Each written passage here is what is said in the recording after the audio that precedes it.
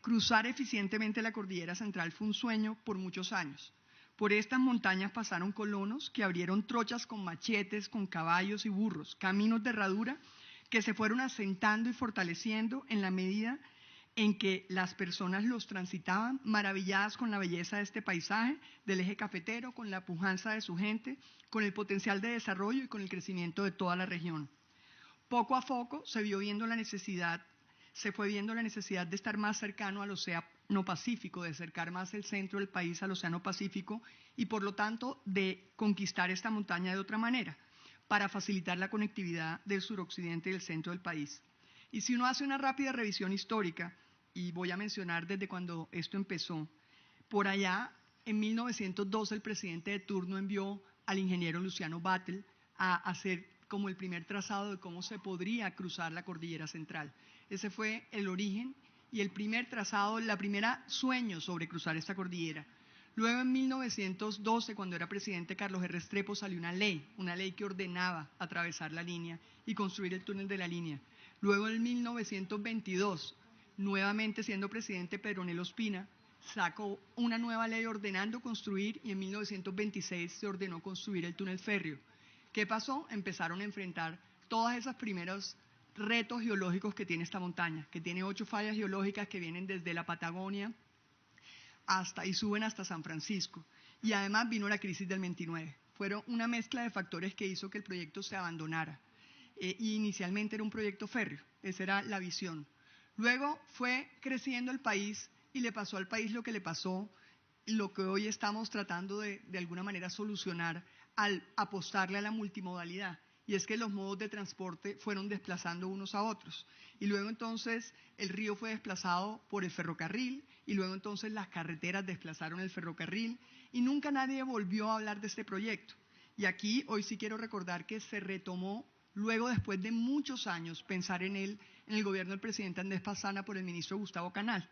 Se concretaron estudios y diseños de detalle, se sacaron licitaciones para el proyecto y ninguna prosperó. Las 3 fueron declaradas desiertas, no se presentó nadie porque las compañías de seguros no prestaban pólizas de seguros para el proyecto. ¿Por qué? Por la incertidumbre que existía sobre si sí se podía o no atravesar la cordillera central. Y eso generó que en el siguiente gobierno, con el presidente Álvaro Uribe, el ministro Andrés Uriel Gallego, y aquí quiero decir que Juan Esteban era un joven ingeniero recién salido de la universidad y que trabajaba con él, él propuso fraccionar el proyecto, hacerlo por fases. Y hacerlo por fases para hacer un túnel piloto que luego se convertiría en túnel de rescate, ya que por norma legal además, a raíz de una tragedia en el 2001 en unos túneles en Suiza, hay una obligación de que los túneles de más de 5 kilómetros tengan un túnel de rescate, pero además se convertía en el estudio más profundo de una obra. Era hacer un túnel que no era un túnel de rescate, era un túnel pequeño, por ahí no podían pasar, no eran dobles calzadas, pero se convertiría, si era viable, en el túnel de rescate, o sea, era necesario para la obra, pero al mismo tiempo era el estudio más profundo de cualquier obra que se ha hecho en Colombia, porque era la prueba fehaciente de que se podía atravesar la cordillera. Esto empezó en el 2005 y se inauguró en el 2008. Y mucha gente dice, pero esto ¿por qué lo hemos inaugurado varias veces? Yo tengo que reconocer que yo no era de este sector y yo no entendía por qué si se había inaugurado no podía pasarse por ahí. Y ahí empieza uno a pensar que fue una de las necesidades cuando llegamos al sector, en entender cómo había que acercarse más a la gente y comunicarle mucho más lo que hacíamos, para que la gente entendiera en lenguaje sencillo qué era. Yo no lo sabía, no lo supe hasta que me posesioné, inclusive hasta que antes de posesionarme el ministro Germán Cardona me acompañara y me llevara a ver el túnel que todavía, digamos, estaba en construcción, el túnel central, y digamos tenía muchos problemas en ese momento, pero estaba llegando a Sucales, si no lo recuerdo, estaba terminándose el túnel como tal, pero yo tampoco sabía que el túnel de 2008 era el túnel de rescate, pero que fue el túnel que viabilizó toda la obra, porque gracias a ese conocimiento en detalle del proyecto, cuando lo licitaron, sí hubo proponentes, sí hubo garantías, sí hubo compañías de seguro que se prestaron pólizas y se adjudicó en diciembre del 2009. Y claro, duró mucho tiempo trabajándose, sí, tengo que decir, uno de los grandes contratistas fue un contratista complejo que incumplió, que de alguna forma abandonó el proyecto después de que se le habían abandonado, digamos, ampliado los plazos en noviembre del 2016 más o menos, pero que por ese abandono, y aquí también hoy quiero agradecerle al ministro Cardona y a Carlos García, que era el director del INVIAD de ese momento, hoy nuestro vicepresidente de la ANI.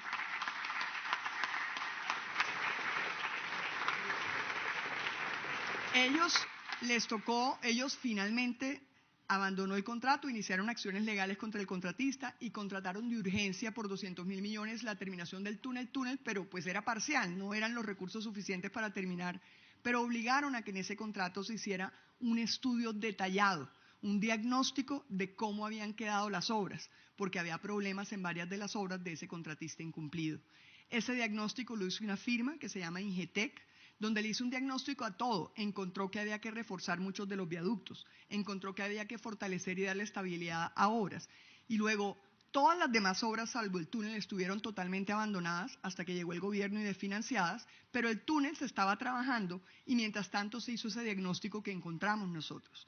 Yo celebro eso porque si no nos habría tocado a nosotros hacer ese diagnóstico. Si no se hubiera tomado esa decisión, nosotros nos habríamos gastado por lo menos un año o más haciendo ese estudio. Todo eso, como digo, fue algo que hizo el doctor Carlos García, que hoy nos acompaña, el doctor Germán Cardona, y cuando llegamos, pues ahí tomamos el proyecto, le entregamos el estudio a la Sociedad Colombiana de Ingenieros, nuestro órgano consultivo del gobierno académico, validó el estudio y nos sentimos todos a trabajar en sacar adelante este proyecto. Yo creo que no es exagerado decir que estamos viviendo un día muy especial porque, como ven, este es producto del trabajo de muchos sueños, de muchos años y de mucha gente. Esto no es producto de una sola persona, sino de mucha gente. Y no es frecuente tener jornadas donde uno ve que se cumplen los sueños, y menos aún alcanzar un anhelo que había sido perseguido por décadas y que era compartido por millones de personas. Hoy ponemos en servicio el cruce de la Cordillera Central, y qué alegría, señor presidente, acompañarlo en un día como estos, en el que le cumplimos al país y vemos el fruto del trabajo, la voluntad, la unión de todos hacia un propósito y el deseo de siempre querer ir más allá. Y aquí recuerdo el día que usted finalmente me entrevistó personalmente para este cargo. Usted sabe que yo estaba reticente a aceptarle el cargo. Y ese día, pues finalmente se lo acepté y usted me hizo la lista. Y el primer nombre era el túnel de la línea. Usted tiene que terminar el túnel de la línea. Y eso me lo decía y me lo repetía y me lo perseguía todo el tiempo. Creo que buena parte de los colombianos tienen una anécdota sobre lo que era subir y bajar la línea, en un recorrido que no era nada fácil, para ponerlo de la mejor manera. Eran viajes que solían incluir o se recalentaba el carro o un trancón de horas porque se cerraba la vía, porque como era bidireccional y si un camión simplemente al cruzar una curva se varaba, se paralizaba el corredor y eran más de 800 horas al año paralizadas el corredor. Eso implicaba además que la gente hacía visita, compraba onces a los vendedores ambulantes, o era muy lento porque un carro iba muy lento y ya todo el corredor iba muy lento. O sea, creo que nadie puede decir de una anécdota. Yo puedo contar que mis papás ya fallecieron, mi mamá era de Armenia, pero ellos soñaban con ver el túnel de la línea, yo lo recuerdo desde pequeña. Y recuerdo también que cuando pusimos en servicio el túnel en septiembre del año pasado, tengo amigos que llevaron a sus abuelos a ver el túnel, a atravesarlo, y grabaron video y me lo mandaron, porque ellos pensaron que iban a fallecer sin ver atravesar el cruce de la cordillera y sin atravesar el túnel. Por eso esta obra es tan significativa, porque es un símbolo de lo que es Colombia. Es un símbolo de que si todos nos ponemos de acuerdo en sacar adelante un proyecto y todos le apostamos a un mismo fin, lo logramos. Si todos encontramos esas cosas que nos unen, que son fundamentales para salir adelante como país, este país sale adelante. Y un ejemplo es la entrega hoy del túnel. Y esa perseverancia del presidente...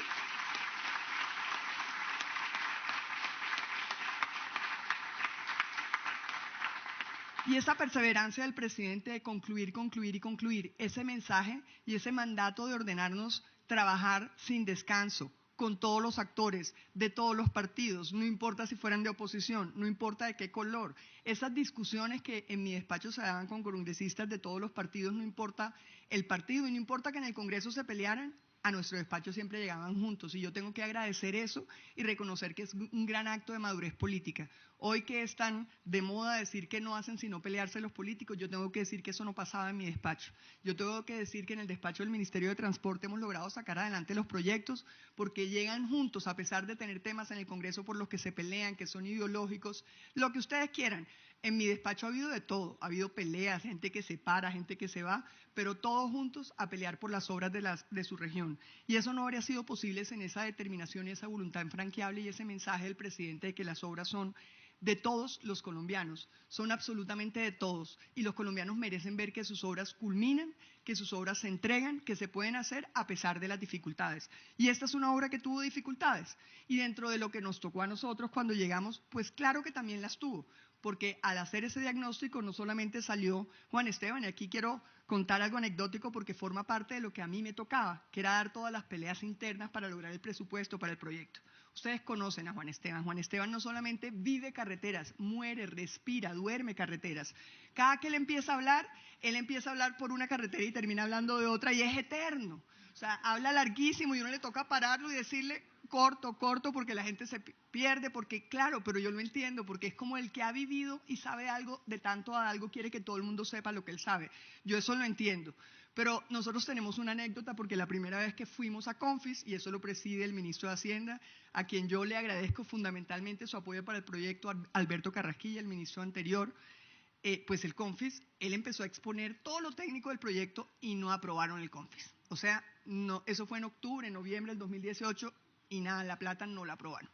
Todo el mundo presionaba, pero no la aprobaron. Y nos tocó sentarnos con Juanes a mirar la presentación, a hacerle coach para la presentación, a cortar la presentación, a pedirle a la gente que trabajaba con Alberto que le hiciera un entrenamiento para la presentación. Y Juan fue y se entrenó y practicó, y a la siguiente Confis Alberto le autorizó el presupuesto que tuvo que conseguir este gobierno y con el apoyo del Congreso, 620.000 millones de pesos. Yo cuento esto porque como esta debe haber 1000 anécdotas y aquí hay el corazón y la vida de muchas personas. Aquí hay muchos contratistas de obras que hoy son concesionarios en otros proyectos que aquí están con nosotros acompañándonos y que nos ayudaron a concluir este proyecto. Que a pesar de las dificultades y que sí, un contratista incumplió y que además dejó obras que tocó fortalecer, se consiguieron los recursos, se trabajó 24/7 durante 3 años y se hicieron y se culminó el proyecto y se corrigieron las dificultades y se corrigieron con unas complejidades técnicas enormes, con unos retos de ingeniería que nunca se habían hecho en este país, como lo que se le hizo obviamente al puente Yarumo Blanco, donde de alguna manera se soportaron los pilotes, con una grúa se levantó el puente, se cortaron y se estabilizaron, se les echó una resina, Juan Esteban podrá explicarlo mejor, que lograba la estabilidad antisísmica del proyecto, eso nunca se había hecho, era como abrir, volver a poner, con los expertos alemanes más importantes del mundo y que más conocían del tema, todo eso se hizo en este proyecto. Y demuestra que a pesar de las dificultades, en lugar de sentarnos a criticar y a decir todo lo malo que pasó, nos sentamos todos a buscar cómo entre todos buscamos una solución, el proyecto se puede culminar. Y aquí, como digo, yo tengo que darle un especial reconocimiento de agradecimiento a Juan Esteban y a todo el equipo de Juan Esteban. Juan Esteban.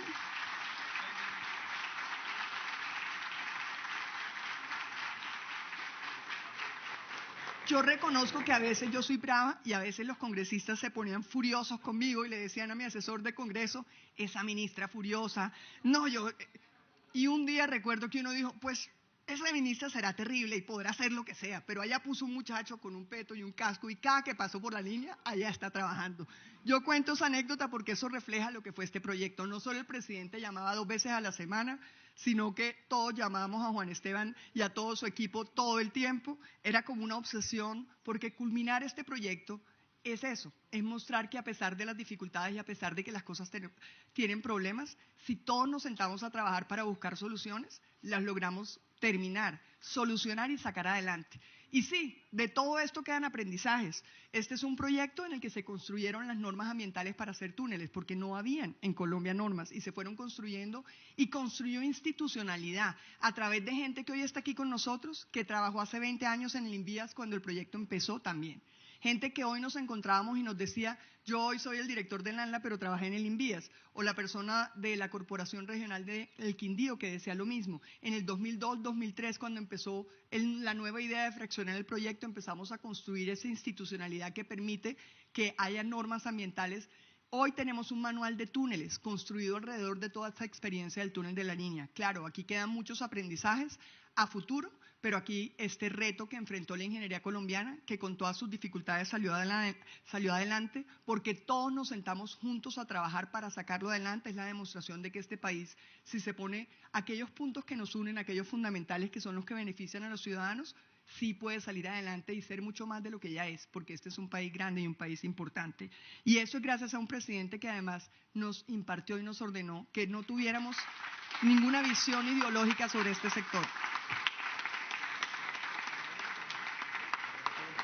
Yo creo que simplemente anécdotas como hechas hay muchas, pero no quisiera extenderme más. Es preferible continuar con esta jornada en la cual hemos podido recorrer y conocer a profundidad el proyecto, no solo usted, señor presidente, sino también varios de mis colegas ministros, que los invitamos a acompañarnos a la obra y que hoy viéndola entendieron cómo era una obra que nos une, porque nos muestra los beneficios ambientales, todo lo que se hizo para honrar el medio ambiente, nos muestra lo que impactó las escuelas de la región, cómo impactó inclusive la posibilidad de llevar agua a unos institutos técnicos educativos, agua derivada de la que sale precisamente del túnel, precisamente por todas las obras complementarias al proyecto, porque nos mostró cómo aquí el proyecto en sí es un atractivo turístico, además de la belleza del eje cafetero que tiene un potencial turístico enorme, el proyecto como tal ya lo es, ya vendrá mucha gente solamente a conocerlo.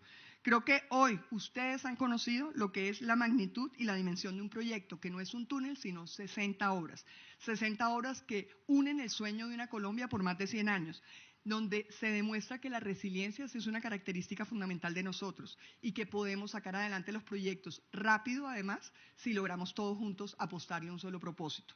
Creo que ese sentido de unión, de articulación, es otra de las grandes enseñanzas que nos deja y lo que simboliza este túnel de la línea, que es el túnel de los colombianos.